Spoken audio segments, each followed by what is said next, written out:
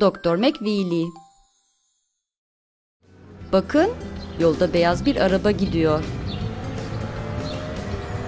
Bu tür arabalara Jeep denir.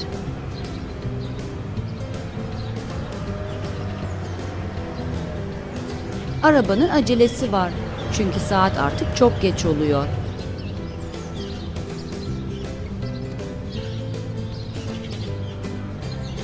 Hava karardı bile.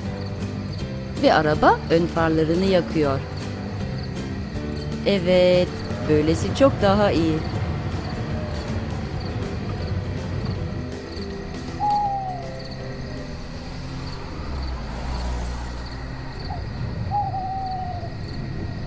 Araba, ön farların bozulmuş. Farların yanmadan karanlıkta gitmemelisin. Bu güvenli değil. Havanın aydınlanmasını bekleyelim.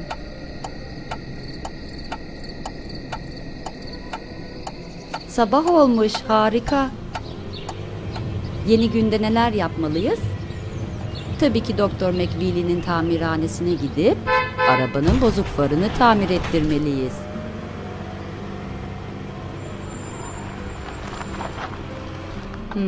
Ama Doktor McWeely burada değilmiş. Yukarıdaymış. Doktor McWeely, bak, sana bir müşteri geldi. Aşağı inmelisin.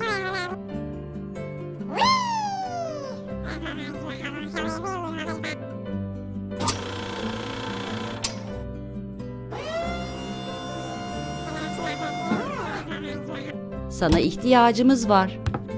Arabanın farı yanmıyor. Doktor McWeely arabaya bir göz atacak. Araba, lütfen sinyal lambalarını çalıştırır mısın?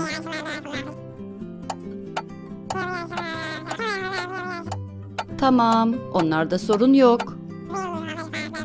Şimdi de arka fren lambalarını çalıştır. Onlar da düzgün çalışıyor. Şimdi lütfen ön farlarını açar mısın? Maalesef bir tanesi yanmıyor. Neden yanmadığına bir bakalım. Arabanın ön farını söküp neyin bozuk olduğunu öğrenelim.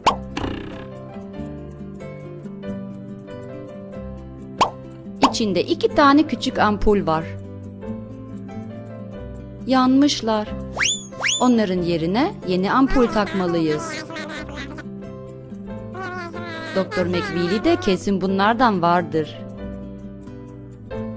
Birinci ampul ve ikincisi. Araba, şimdi ön farlarını açar mısın?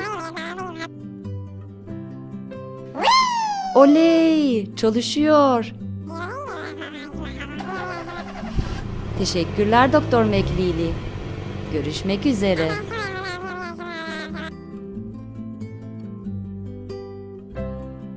Doktor McWeely'nin başka arabalara nasıl yardım ettiğini öğrenmek ister misin? O zaman Mutlu Çocuk TV kanalımızı ziyaret edip diğer bölümleri de izlemelisin.